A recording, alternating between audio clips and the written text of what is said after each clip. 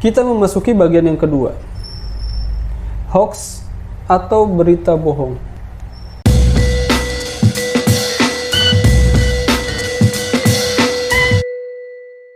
Kita lihat beberapa fenomena yang terjadi, contoh-contoh berita bohong yang pernah terjadi di Indonesia ini. Sebenarnya, dengan banyaknya berita-berita seperti ini membuat kehidupan ini tidak nyaman. Apa itu hoax sebenarnya? Bagian yang pertama adalah pengertiannya.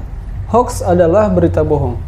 Menyebarkan hoax merupakan sikap tercela yang sering terjadi di zaman modern ini. Seringkali hoax dibuat untuk menggiring pikiran manusia pada pandangan tertentu. Pandangan yang akan menyesatkan manusia dan menjauhkan mereka dari kebenaran sebuah berita. Orang-orang yang menyebarkan hoax ini adalah orang lemah iman, karena ia tetap menyebarkan hoax meskipun mengetahui bahwa hoax akan menimbulkan kekacauan, atau karena ia tetap menyebarkan berita tanpa diklarifikasi kebenarannya terlebih dahulu. Allah SWT berfirman dalam surah Al-Ahzab ayat 60, "La in lam yantahil munafiquna walladzina fi qulubihim marad wal murjifuna fil madinah lanughriyannaka bihim thumma la yujawirunaka fiha illa qalila." Sesungguhnya jika tidak berhenti orang-orang munafik, orang-orang berpenyakit dalam hatinya, dan orang-orang yang menyebarkan kabar bohong di Madinah dari menyakitimu, niscaya kami perintahkan kamu untuk memerangi mereka. Kemudian mereka tidak menjadi tetanggamu di Madinah melainkan dalam waktu yang sebentar. Hoax bukanlah masalah yang baru dalam Islam. Bahkan di zaman Nabi SAW pernah terjadi berita bohong ini, yang kita kenal dengan haditsul ifki, yaitu kabar bohong yang menimpa istri Rasulullah SAW, Aisyah. Lalu bagaimanakah hoax dalam Islam?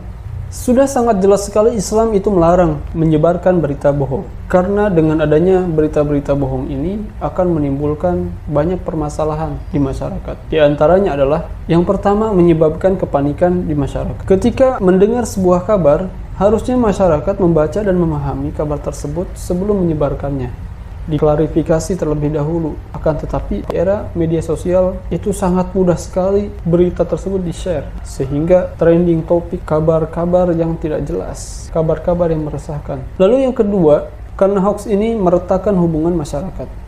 Bagaimana sebuah berita bisa membuat renggang hubungan antar seseorang ataupun kelompok tertentu, sehingga muncul sebuah stigma negatif akibat hoax tersebut. Lalu yang ketiga adalah membuang waktu dan harta dengan sia-sia. Seseorang yang suka menyebarkan hoax akan merelakan waktu dan hartanya mengalir dengan sia-sia. Ia mengorbankan waktu dan hartanya bukan untuk mencari keridhaan Allah, melainkan hanya untuk bersenang-senang saja.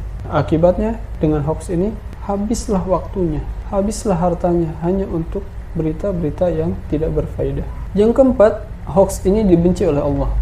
Allah mencintai kebaikan dan sangat membenci keburukan. Salah satunya adalah penyebaran hoax. Tidak ada kenyamanan bagi seorang yang hidupnya hanya menyebarkan kebohongan-kebohongan. Dan bagi mereka dosa yang amat berat. Dengan banyaknya bahaya hoax ini, kita memerlukan cara-cara untuk menghindari perilaku menyebarkan hoax. Di antaranya adalah dengan meningkatkan ketakwaan dan ketaatan kepada Allah. Hamba yang takwa, hamba yang taat akan selalu berpegang teguh pada ajaran Allah. Ia akan mengedepankan berprasangka baik.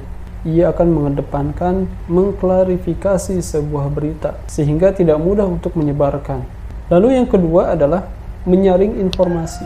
Kita tahu informasi begitu sangat cepat sekali. Setiap detik, setiap menit, bahkan berita itu sangat mudah tersebar di era media sosial seperti sekarang ini. Maka sangat perlu yang namanya filter informasi. Disaring dulu. Ambil yang baik dan tinggalkan yang buruk. Jangan sampai terjebak dalam menyebarkan berita-berita hoax. Yang ketiga adalah kita harus menyibukkan dengan hal yang positif. Banyaknya orang yang menyebarkan berita bohong, berita-berita yang belum tentu benar, bisa jadi karena dia kurang sibuk waktunya, sehingga terlena dengan kegiatan-kegiatan yang kurang berfaedah.